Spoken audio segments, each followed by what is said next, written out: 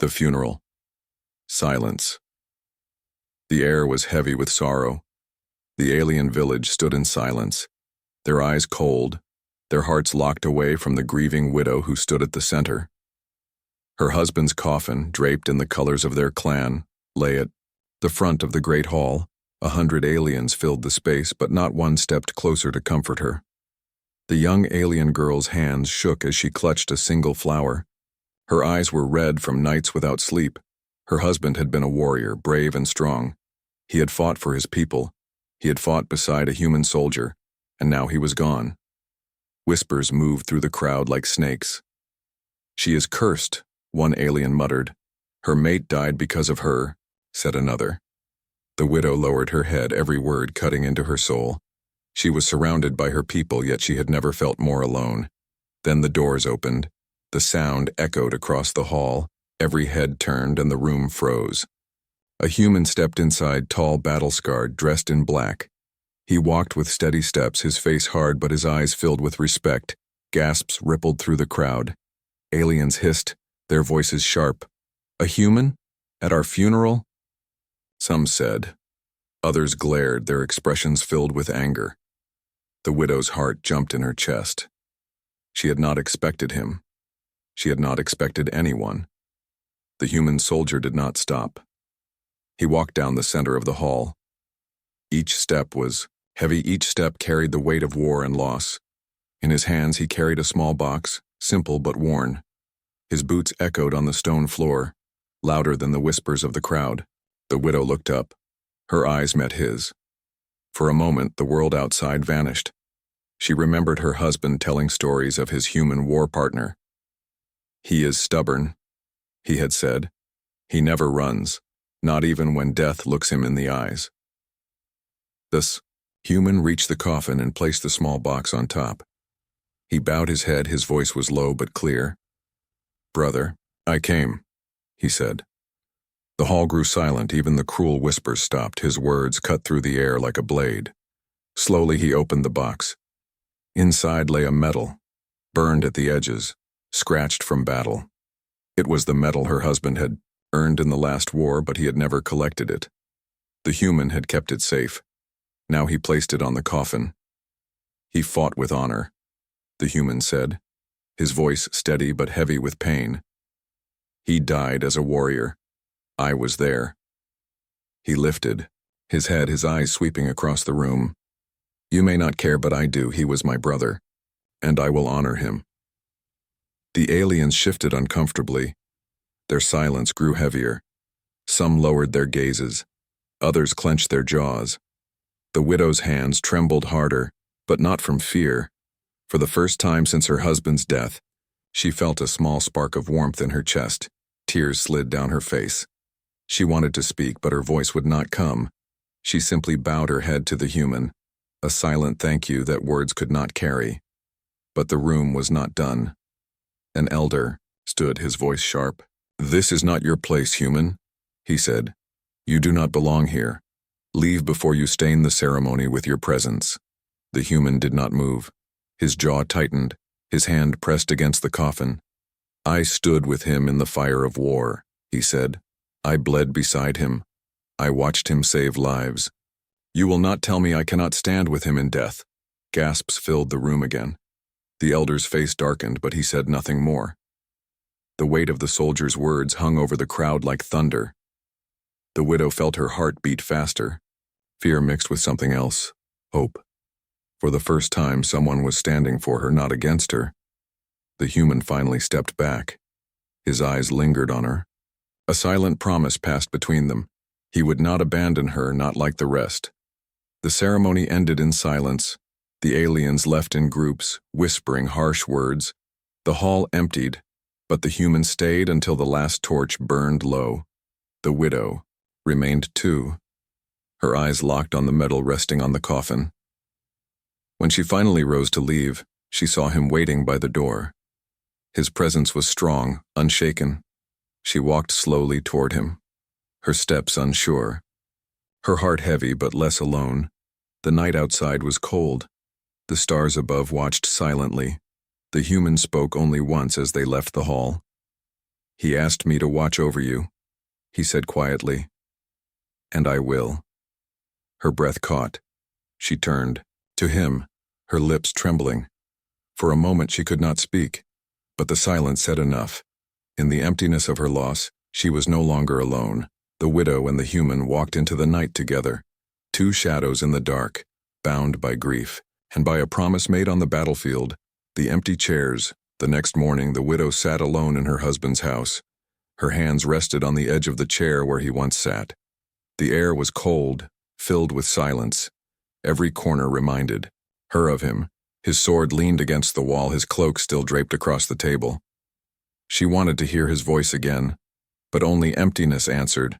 Her people did not come to see her. No neighbors, no friends, not even family. In her culture, after a warrior's death, the widow was supposed to be surrounded by her clan. But the chairs in her home were empty. They had left her to grieve alone. She tried to eat, but the food tasted like dust. She tried to sleep, but nightmares chased her. In them, she saw her husband reaching for her, his body falling in battle. She would wake with tears soaking her pillow, her heart pounding as if war drums still echoed in her ears. Then came a knock, slow and steady. Her heart jumped. For a moment she thought it was her husband, returning home. But no. The door opened. To reveal the human soldier, his face looked tired as if he had not rested since the funeral. He carried a small bag in one hand. I thought you shouldn't sit alone, he said simply. His voice was rough, but it held kindness. He set the bag on the table and pulled out bread, fruit, and water, things she had not eaten in days. Her throat tightened. She looked at the food, then at him. Her people had abandoned her. But this outsider, this human, he had come, she whispered, her voice trembling. Why? He met her gaze, his eyes steady. Because he was my brother, he said. And you are his family. That means something to me. Tears filled her eyes again. She wanted to believe him, but fear gnawed at her heart. What if he left too? What if he only came out of pity? They sat in silence, the food untouched for a while. The human finally reached for one of the chairs and pulled it close to hers. The sound of wood against the floor echoed through the empty house. He sat, filling the space her people had left hollow. You don't have to speak, he said softly. I'll sit here, that's all. She lowered her head, her shoulders shaking. Slowly, she took a piece of bread and bit into it. The taste was plain, but for the first time since the funeral, it felt warm. She ate with tears rolling down her cheeks. Hours passed, the human remained. He spoke little, but when he did, his words carried weight. He told her stories of battles fought, of her husband's bravery, of the nights they had laughed together even when war raged around them. Her chest ached as she listened. Every story was like a blade, yet also a light.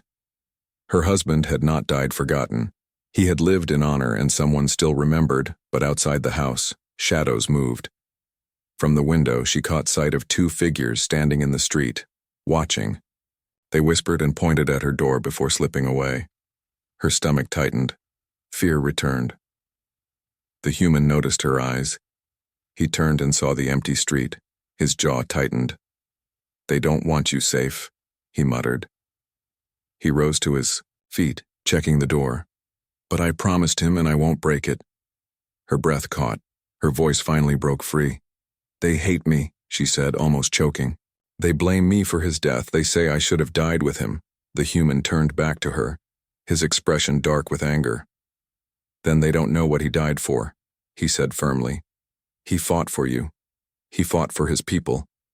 He fought beside me and he asked me to keep you safe. That is what I'll do. The widow's eyes widened. Her husband had spoken of promises before, but she had not known he asked this of his human partner. It felt like her mate's voice still reached her, through him. Night fell. The house was quiet again, but this time the chairs were not empty. The human sat across from her, sharpening a blade, his eyes never leaving the door. His presence filled the silence that once crushed her. The widow lay down, her body heavy with exhaustion. For the first time in many nights, she closed her eyes without drowning in fear. In the corner, Of her mind, she thought she heard her husband's voice whispering, "You are not alone." When morning light spilled into the house, she found him still awake, still guarding. The food bag was nearly empty, the chairs no longer empty, and though her heart was still broken, a small spark of strength returned. For the first time, she believed she might survive, not because of her clan, but because of the one who stayed, the widow's pain. The nights grew longer. The widow sat by the window, staring at the stars. Each one reminded her of promises broken, of dreams that would never come true. Her husband's voice echoed in her head. "I will return," he had once said before battle, but he never came back. She pressed her hands against her chest as if holding the pieces of her heart together. Her people had abandoned her. The clan's elders avoided her street. Neighbors closed their doors. Even children whispered when she walked past. She carried not only grief but shame, a heavy shadow that followed her everywhere. Inside the house, everything still smelled of him. His cloak carried the faint scent of smoke and iron. His boots still sat by the door as if waiting for him. She could not move them. She could not touch them. If she did, she feared he would truly be gone, but the human soldier kept coming. Every day he knocked, sometimes bringing food, sometimes sitting in silence. His presence filled the emptiness. Yet her pain did not leave. Instead, it twisted inside her, sharp and merciless. One evening, when the sky bled red with sunset, she asked the question that had haunted her. Her voice was weak, almost a whisper. "How did he die?" The human froze. His hands tightened around the cup of water he held. His eyes darkened. He had avoided this question. He had avoided this truth. But now she was asking, and he could not refuse. He set the cup down and leaned forward. "It was a storm of fire," he said slowly. "The enemy had surrounded us. We were outnumbered. He fought like a beast, refusing to fall. He pushed me out of the way when the blast came." Her chest tightened. She bit her lip until blood touched her tongue. Her hands shook. "He saved you." The human's jaw clenched. His voice cracked for the first time. "Yes, he gave his life so I could live. I tried to pull him out, but—" His words faded. He stared at the floor, his eyes burning with guilt. The widow closed her eyes. A scream built inside her chest but refused to come out. Instead, she pressed her fists against her mouth, tears pouring down. Her body shook with silent sobs. The human reached out, placing a hand gently on the table between them, not touching her but close. "He did not die in fear," he said. "He died in honor, and his last words were about you." Her eyes shot open, her breath caught. "About me?" He nodded, his voice steady again. "He told me if he fell, I must protect you. He said, 'She is my heart. Do not let her stand alone.'" The widow's lips trembled. She wanted to collapse. She wanted to scream. But instead she buried, her face in her hands. Her husband had thought of her even in death. Even when the fire took him, she was still in his final breath. That night, she could not sleep. She lay on her bed, staring at the ceiling, remembering his smile, his laughter, the way his arms had felt around her. Now the bed was cold, the space beside her empty. The silence was unbearable. In the middle of the night, she heard footsteps outside. Her body froze. She sat up, listening. The sound was soft, but it was there. Shadows moving in the dark. Then came a scrape at the door. Her heart pounded. She grabbed the small blade her husband had left behind. The door rattled once, then stopped. Silence fell again. She pressed, her back against the wall, holding the blade tightly. Every nerve screamed with fear. But then the door opened. Not from the outside, but gently, slowly, from within. The human soldier stepped into the room, his eyes scanning every shadow. He looked at her trembling hands. At the blade clutched to her chest, his voice was calm but sharp. "They are watching you. They want to break you." He walked closer and lowered his voice. "But you are not alone. Not while I breathe." Her tears flowed again, but this time they were different. They carried not just pain, but also relief. For the first time, she believed she might survive this storm. The human moved a chair to the doorway. He sat there with his weapon across his knees, his eyes never closing, his body still as stone. He kept watch the entire night. The widow lay down again, her body heavy with exhaustion. Through the crack of the door, she could see his silhouette. A guardian in the dark, and for the first time since her husband's death, she slept without nightmares. When the morning came, the sun touched her face. She opened her eyes and saw him still there, sitting, waiting, guarding. Her heart ached, but it no longer felt hollow. Her pain was still sharp, but in that pain, she saw something new. Someone who refused to leave. Someone who carried her husband's last promise. And in that moment, the widow knew her story was not finished yet. The promise of brothers in arms. The sun was rising, but the widow's house still felt like night. The air was heavy, carrying the scent of grief. She moved slowly through the rooms, her eyes landing again and again on her husband's belongings. She touched nothing. Every item felt sacred, untouchable. The human soldier remained by the door, his back straight, his eyes sharp. He had not slept. His presence filled the silence. She wanted to ask him why he kept coming, but deep down she already knew. When she finally gathered the courage, her voice broke the stillness. "Why do you stay?" The human turned, his face unreadable. For a moment he said nothing. Then he stepped closer, his boots echoing on the wooden floor. "Because I made him a promise," he said simply. His words hung in the air, heavy with meaning. Her heart thumped. She leaned forward, her voice shaking. "What promise?" The soldier's eyes softened, but his jaw stayed firm. "On the battlefield before the last fight, he told me. If he did not return, I was to protect you," he said. "She is my world. If I fall, see that she lives." The widow's lips trembled. Her knees weakened. She sank onto a chair, tears welling in her eyes. Her husband's voice came alive again in her mind, as if carried through this man. It was like hearing him from beyond death. "I thought," she whispered, her voice breaking, "that I was forgotten, that no one cared, that even his memory would vanish." The human shook his head firmly. "I will not let that happen. I was his brother in arms. He saved my life more than once. Now I carry his debt. That debt is you." Her tears spilled over. She tried to speak, but no words came. Instead, she buried her face in her hands. The pain inside her chest twisted, but it was no longer only pain. It was also connection, a thread linking her to the past through the man who stood before her. The silence between them stretched, filled only by the soft crackle of the small fire. Then the soldier reached into his pocket and pulled something out. It was a torn piece of cloth, scorched at the edges, stained with battle. "This was from the last fight," he said quietly. He pressed it into my hand before he charged. He said, "If I don't make it, give this to her. Tell her I fought until the end." Her fingers trembled as she reached out. She took the cloth, holding it against her chest. Her tears fell, freely, dripping onto the fabric. It was small. It was ruined. But to her it was priceless. It was proof of his last breath, his last thought. The human's voice lowered, almost a whisper. "I failed him. I couldn't bring him home, but I won't fail this." His hand clenched into a fist, his eyes burning with determination. Her heart twisted. For the first time, she looked at him not just as a human outsider, but as a man bound to her husband by loyalty deeper than blood. Outside, the world was not so quiet. Shadows stirred again near the street. The human glanced out the window, his expression darkening. "They watch you," he muttered. "Your people want to break you. Maybe worse."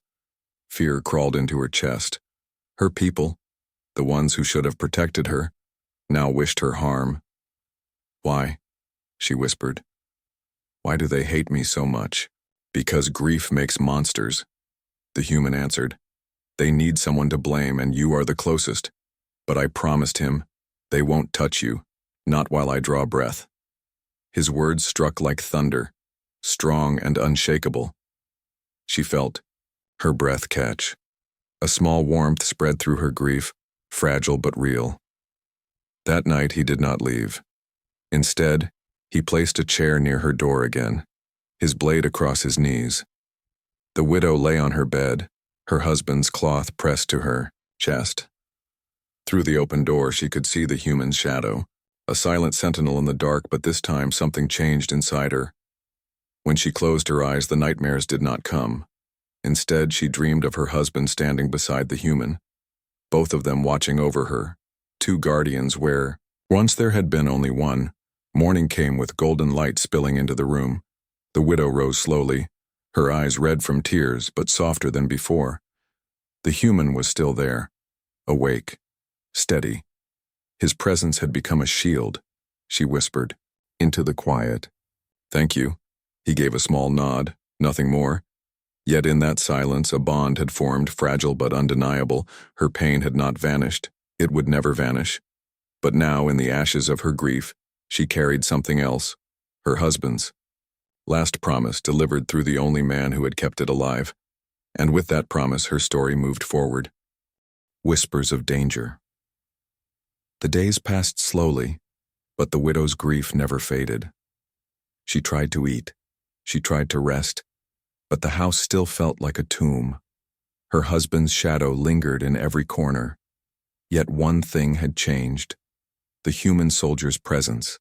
He came every morning, his footsteps firm, his eyes sharp. Sometimes he brought food, sometimes he brought nothing, only himself. But always he stayed. The silence between them grew softer, less painful, as if his presence kept the darkness away. But outside, the world whispered against her. When she stepped into the market, heads turned, voices hissed. "There she is," one said. "The cursed one," whispered another. She tried to ignore them, her hands clutching her cloak tightly. The human walked beside her, his tall figure cutting through the crowd. The aliens fell silent when he looked at them, his gaze cold. Yet the whispers never stopped. They followed her like poison in the air. One evening, as the sun sank behind the hills, she returned home to find strange marks carved into her door, harsh symbols of rejection and hate. Her knees weakened. She touched the scratches with trembling fingers. The human's face darkened. He traced the marks with his hand, his jaw tight. "This is a warning," he said. "Someone wants you afraid. Someone wants you gone." Her chest tightened with fear. She turned to him, her voice barely a whisper. "Will they hurt me?" He looked at her, his eyes unblinking.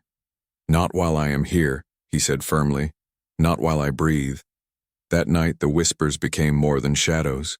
She heard footsteps outside, slow and careful, the sound of stones hitting her window. The widow sat frozen, clutching the small blade in her lap. The human soldier moved like steel. He opened the door and stepped out into the night. His voice was low but sharp. "Show yourselves." The street was empty, only darkness and silence. Yet he knew they were there, watching, waiting. He stood for hours, his figure unyielding, until finally the sounds faded, the danger slipped away. Inside, the widow's hands shook. She sat near the fire, her breath shallow. When he returned, he said nothing, but the blood on his knuckles told her enough. He had chased someone away. Her fear grew heavier. She looked at him, her voice breaking. "They will kill me, won't they?" He sat across from her, his voice steady. "Not if I stand." Tears welled in her eyes, she whispered. "Why do you risk so much? You are not of my people. You owe me nothing." He leaned forward, his eyes burning with a fire she had never seen. "I owe him," he said. "Your husband saved me more times than I can count. He gave me his trust, he gave me his life. You are his last gift, and I will not fail him." Her heart twisted. She clutched the scorched cloth he had given her earlier, her husband's last token. Tears slid down her cheeks, but for the first time she was not crying only from grief.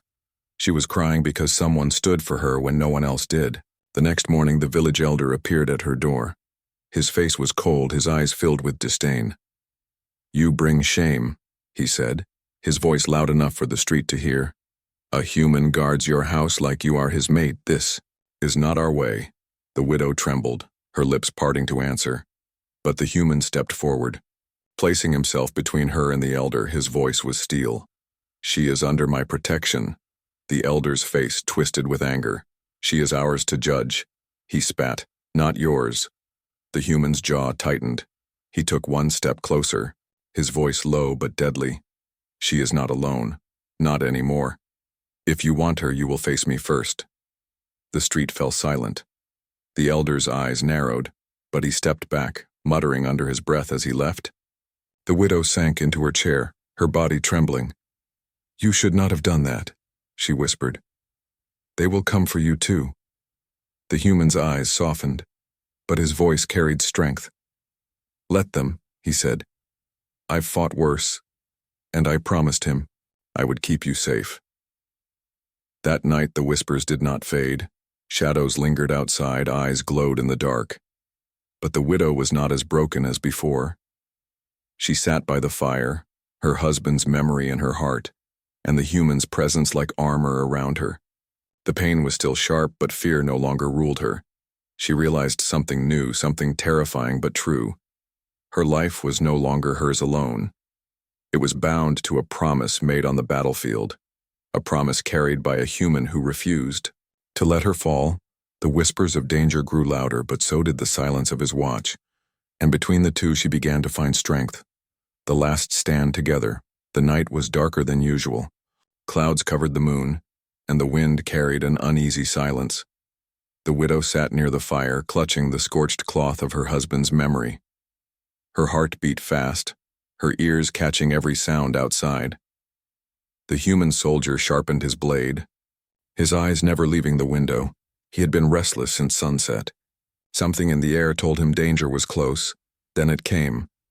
The sound of footsteps, not one, but many. They circled the house, slow, careful. A faint whistle cut through the silence, a signal. The widow's blood turned cold. She looked at him, with wide eyes. "They're here," she whispered.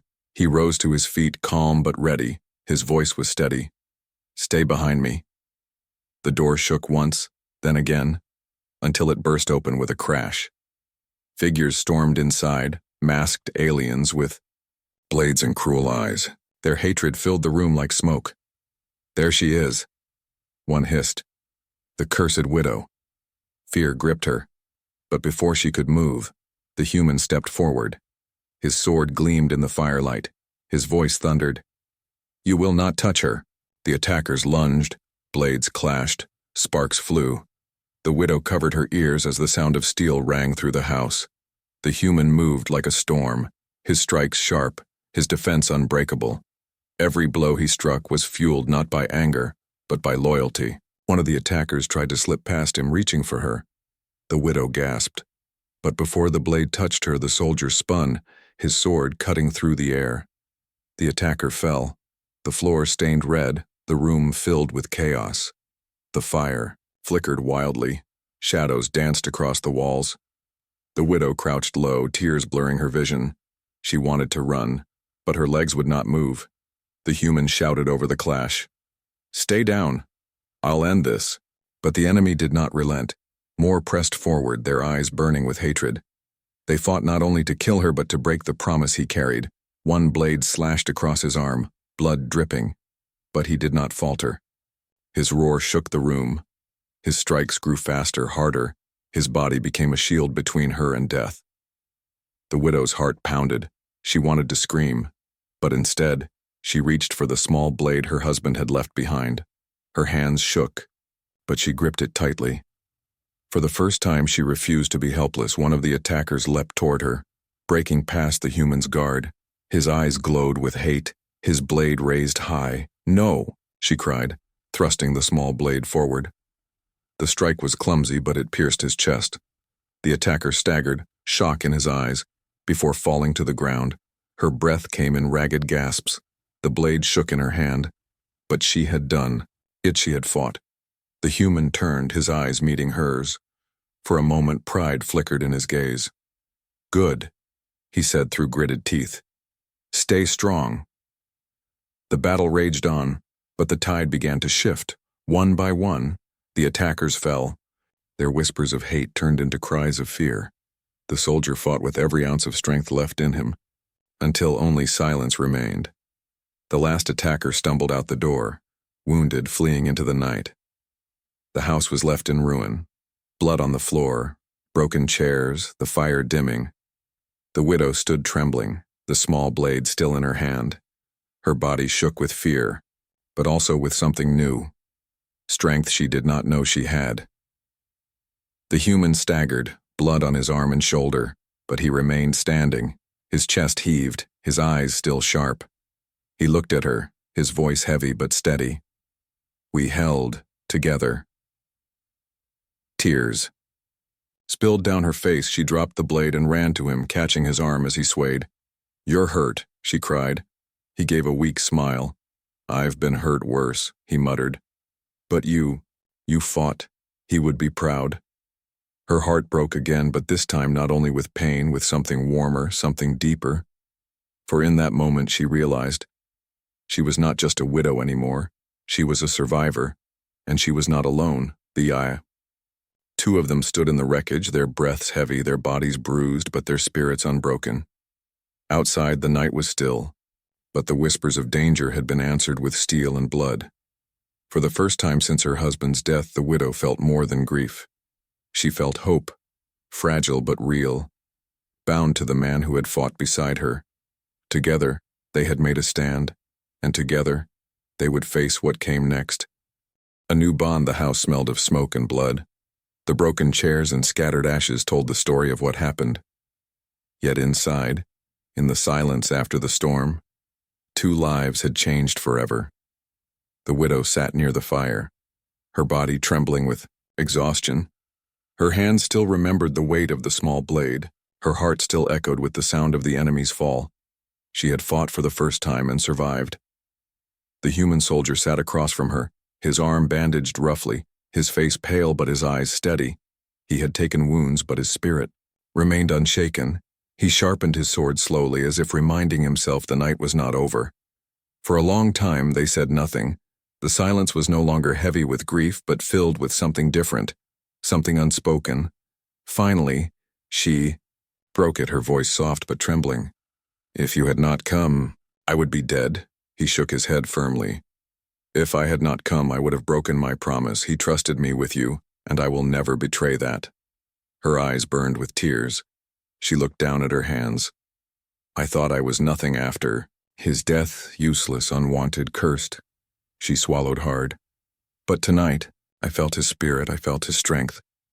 Maybe through you, maybe through me." The soldier's eyes softened. He leaned forward, his voice low. "You are not cursed. You are alive." And that is what he wanted. Do not let them take that from you. Her chest tightened. She wanted to believe him, and for the first time she almost did. Days passed. The village whispered of the fight. Some called her cursed. Others feared the human who stood at her side. Yet no one dared to touch her door again. The attacker's blood had silenced many tongues, but still, the stares came. The murmurs followed. The widow walked through the market with her cloak pulled tight, but now she no longer walked alone. The human walked beside her, silent but strong, his presence a shield against every cruel word. One evening, as the sun painted the sky with fire, she sat outside her home, watching the horizon. The soldier joined her, lowering himself onto the step. For a while, they watched the fading light. Together she spoke softly, almost to herself. "When he was alive, he always said you were stubborn, that no enemy could make you fall." A faint smile touched the soldier's lips. "He wasn't wrong," he said. "But I only stand because he stood with me. Without him, I would have fallen long ago." Her heart ached at the words. She felt the weight of loss again, but this time, she also felt pride. Her husband had lived as a warrior, and even in death, his memory still protected her. She turned her face toward the soldier. "You could leave. You could return to your people. Why stay in a place where everyone hates you?" His eyes met hers, steady and unflinching. "Because he asked me to, and because—" He paused, his voice lowering. "Because I cannot walk away from you." Her breath caught. The words hung between them, heavy, dangerous, yet warm. She lowered her gaze, her hands clutching her cloak. Her heart raced in a way she had not felt since before the war. She whispered, If they hear you say such things, they will come again. Then let them, he answered simply. I've faced worse. The wind carried their silence. The stars began to appear. She looked at him again, and this time she saw not only her husband's war partner, but a man who had chosen to stay when no one else did. That night she dreamed of her husband. In the dream, he stood on a battlefield smiling. Behind him stood the human watching over her, and for the first time she felt peace in the dream, not sorrow. When she woke, she found the soldier still at his post by the door, his head bowed, but his blade across his knees. His loyalty was unshaken, his promise still alive. She rose quietly, stepping closer. For a long time she looked at him, then whispered, "Thank you." His eyes opened, meeting hers. For a moment neither spoke. But in that silence something passed between them. A bond born of grief, of battle, of loyalty, and of something unspoken that neither dared name. The village would never see her. The whispers would never stop, but she no longer cared. For in her loneliness one man had stood, one promise had been kept. She was no longer just a widow, he was no longer just a soldier. Together they were something else, two lives bound by the memory of the fallen and by a new strength they had found in each other. And though the world around them was filled with scorn and danger, inside the small house where grief once lived, something new had begun to grow. A bond, fragile but real, a bond that even death could not break.